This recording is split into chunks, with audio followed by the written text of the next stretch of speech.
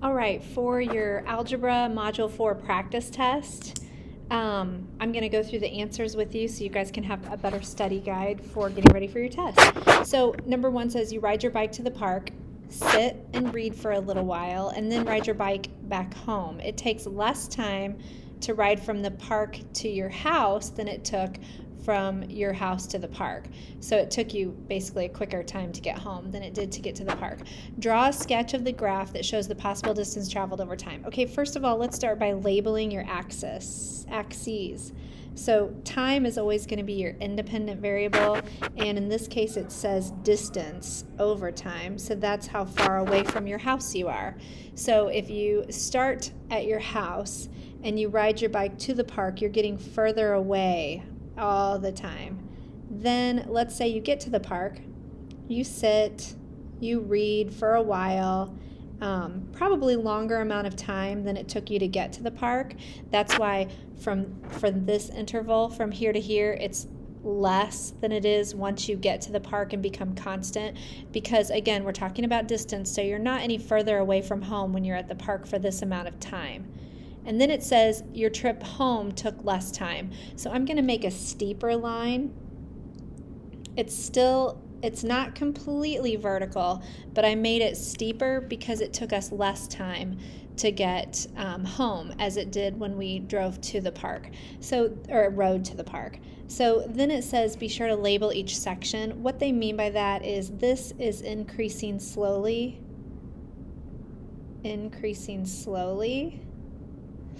This section is when you were constant. It was the time you spent at the park. And then this section was very steep. So that was decreasing, and it was decreasing rapidly or decreasing quickly. Something to show that you got home faster than it took you to get to the park. Okay, number 2, identify the independent and dependent variables from this table. Independent variable is going to be your x-axis or your domain, or your input, however you want to say it. It's all those things. So that would mean your independent variable is temperature. And then the thing that depends on the temperature, the dependent variable, is going to be this velocity. So the dependent variable is velocity. Okay, and then it goes on to say, then describe the relationship using words. All right, so let's look at the table. It looks to me like velocity is increasing by 3. I believe this is meters per second, as the temperature looks like increasing by 5 degrees Celsius. So I'm just going to write that. All I noticed is the pattern, and so in words, I'm going to say the velocity increased. The velocity increased by 3 I think it's meters per second, for each 5 degrees Celsius the temperature increased. Okay, so basically what I'm saying is the velocity increased for 3 per every 5 that the temperature increased. All right, numbers 3A and B tell whether it's linear or nonlinear. All we're doing is looking for a constant pattern. This is +4, this is +4, this is +4. So far, so good. This is +2, this is +2, this is +2. So it is constant on both sides. That represents a linear function. On part B, this is increasing by 1. This is increasing by 3. And this is increasing by 5. So actually, this we can already stop, and we know that it is nonlinear. It would have to be constant for it to be linear. All right, next page. Make a table of values for the function rule y equals 1.5x minus 3, and then graph it. So you can choose anything you want for the x values. Since this is a decimal 1.5, I don't think I'm going to choose an odd number like 1, because then it will give me a decimal to have to graph, and I just try to avoid that if possible. Normally -2, -1, 0, 1, and 2 are really good choices, but because of that 1.5, I'm going to actually choose -4, -2, 0, 2, and 4. And again, if you chose something different than I did, that is totally fine, as long as you have something a little bit on the left side of the origin. A 0 is always a good choice, and a little bit on the right side of the origin. So then to get the y's, all you're doing is going to plug each of these x's in right here for x. So let's start with -4. 1.5 times -4 is -6, and then you have to minus 3, -9. All right, let's plug in -2 for x. And then minus 3, -6. And again, these are not the only answers you could choose, and I'll show you why once we get our line on here. 0 times anything is 0. Minus 3 is just -3. I can actually see the pattern here, and since I chose numbers that are also in a pattern, I know that my next one's going to be 0, and then the next one's going to be 3, because we're increasing by 3 each time. But if you're not sure, check it. 2 times 1.5, minus 3, 0. Okay. Now, let me show you what I mean by you can choose any number you want. When we go to graph this, these are your ordered pairs. So -4, -9 goes to the left 4 and down 9. -2, -6. 0, -3. 2, 0. And 4, 3. So what I meant by you can choose anything you want, if you chose 1, for example, let's say you chose 1. 1 times 1.5 is 1.5, minus 3 is -1.5. So let's take a look. If you were to graph that, 1, -1.5, 1, -1.5, guess what? That is still on my line. So there are infinite choices you can make when you are choosing your x values. I just happen to choose some that I know mathematically will end up giving me whole numbers because they're easier to graph, but that doesn't mean you have to. You could have chosen any number of things, and it would be somewhere in between here on this particular line. All right, number 5. A bottle holds 48 teaspoons of vanilla. The amount, they want you to use A to represent the amount of vanilla remaining in the bottle decreases, think about what that means mathematically, by 2 teaspoons per batch. They want you to use B to represent batch of cookies. Write the function rule to represent the situation. So I would say that they want to know how much the amount is. So we're going to start with A for amount, the amount of vanilla.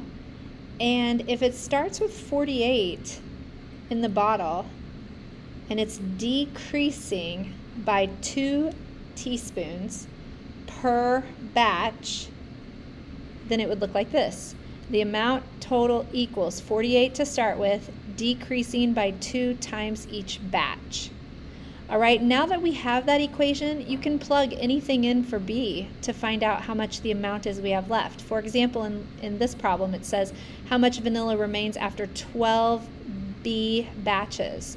So we are going to take our B and we're going to plug in 12 to find out what amount would be left then. So A equals 48 minus 2 times 12. And please remember, you have to do order of operations. So don't do 48 minus 2. Do 2 times 12 and then 48 minus that. So the amount left would be 24 teaspoons, I guess, I think. All right, you are buying party favors that cost $2.47 each. You can spend no more than $30 on the party favors. What domain and range are reasonable? So it's not asking you to do any real math besides just what domain and range would be reasonable. So remember, the domain is the x values you're choosing, and the range is the y. So this is what number we plug in for x, this is what number we plug in for y. So I could pick one party favor, because that would only cost me $2.47. I could pick 2, because 2 times $2.47 is $4.94. And I could keep going all the way up to, I could keep going all the way up to when I run out of money, which is at $30. So a much easier way to do this would be to say that the domain should be anywhere between 1 through, we don't know, because I need to do some math here. So I have $30 to spend. Let's do $30 divided by $2.47. And I can spend a little bit, I can buy a few more than 12, well, 12 whole and then a little bit more. But you're not going to buy a part of a party favor. So the most you can buy is 12. So I can buy the domain from anywhere from 1 through 12, and that is going to make my range anywhere from $2.47 through whatever 12 times $2.47 is, $29.64. Now, I don't want you guys to think this is any amount between those. This would be a discrete line. You would only buy 1 or 2 or 3 or 4. It would not be continuous, because you're not going to buy a partial party favor.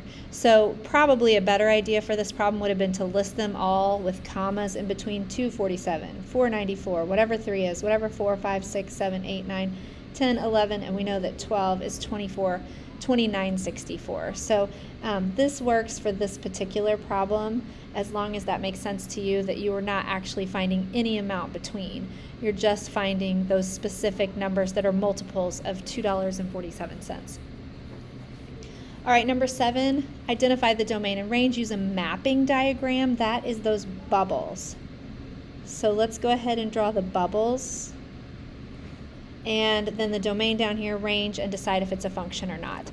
So in the first bubble is your x coordinate, so -2, and you draw a line to your y coordinate, which is 5. And you keep going, 8, 6. So 8, draw a line to 6. 3, 12, 3, 12, 5, 6. Okay, 5 I don't have over here, but 6 I already have on this side. You don't repeat. So I'm going to draw a line up to the 6. So the domain is everything in your left bubble. So that's -2, 8, 3, and 5. The range is everything in your right bubble. So 5, 6, and 12. And let's decide if it's a function or not. Remember, to be a function, each input can have only one output. So I'm going to cover this up. Is there only one line being drawn from 5, 3, 8, and -2? There is. So I don't really care what it's doing over here. I don't care that 6 comes out twice. Each input has its own output. So this is, yes, a function. All right, let's try B. Let's make our bubbles for the mapping diagram. -9, 6. -9 goes to 6. 3, 8. 3 goes to 8. 4, 9.5. 4 goes to 9.5. And then 9 goes to 2. So actually, none of these repeated. So not that it matters, because each input has its own line, each input has its own output. So this is definitely also a function. And the domain is my first bubble, -9, 3, 4, +9.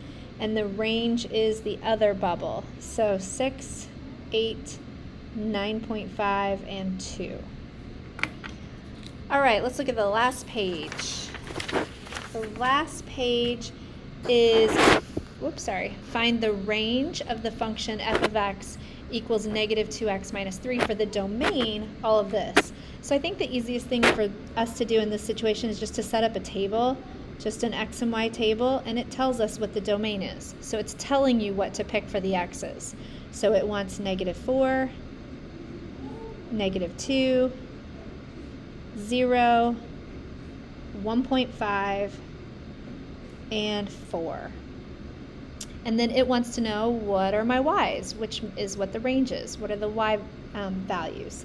So we're just going to plug them in. So -2 times -4, -2 times -4, and then -3 is 5.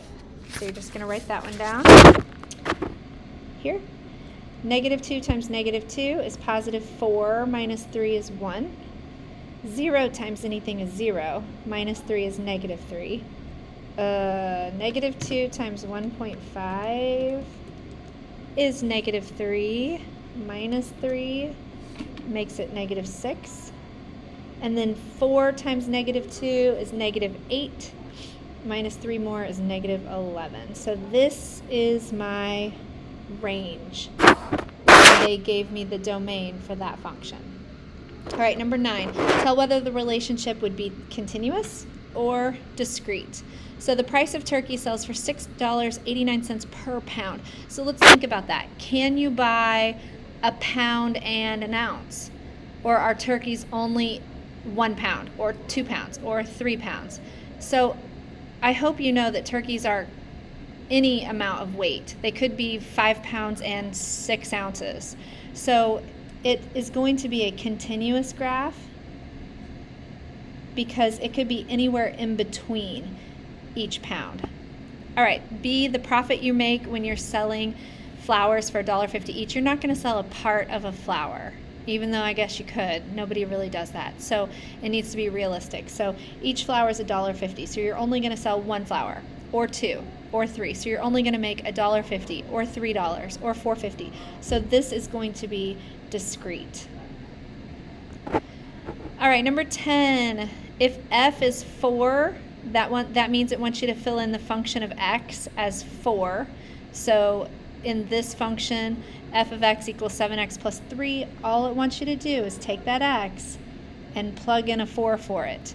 So 7 times 4 is 28 plus 3, which would be 31. All right, what about -2 into this function? So let's plug -2 in here for x. So -3 times -2 is +6, minus 1 is 5. All right, and then the last ones are going to go pretty quickly. All you have to do is look at it. Here's mapping diagram. Are they functions, yes or no? Well, just like we did earlier, look at the left-hand bubble, the domain of the bubble. It's really hard to see because it's so shiny here, but anyway, 5 has 2 outputs. 1 has 2 outputs. So this is a problem. Each input can only have 1 output. It can't have 2 different outputs. So this is definitely a no. This one, it looks like 3 and 2 both go to 5, but that's okay because 3 has its own line and 2 has its own line. So each input has exactly 1 output that it's matched up with. So this is a yes. All right, when you're trying to determine whether or not graphs are functions, it's super easy because you give it that vertical line test. So you're checking each of these vertically to see if it hits your graph in more than one place. And if it does, it's a no. So vertically, this, I'm just drawing in vertical lines. No matter how many vertical millions of lines, infinite lines I put on here, it's never going to hit my graph more than once each time. Once, once, once. So this is actually a yes. It passes the vertical line test. It only touches my graph in one line every time I make a vertical line through it. Letter B, it's curved, but that's okay. As long as vertically, I'm only touching my graph in one exact spot every time you make a vertical line. And actually that is true. It's only hitting once every time I make a vertical line. So this actually passes the vertical line test also. So this is going to be a yes. Just because you didn't have an example of a non-vertical line test, I'll give you a real quick one. If you had a curved line but it was going this direction, that would be no because it hits twice on a vertical line. But both of these are yes.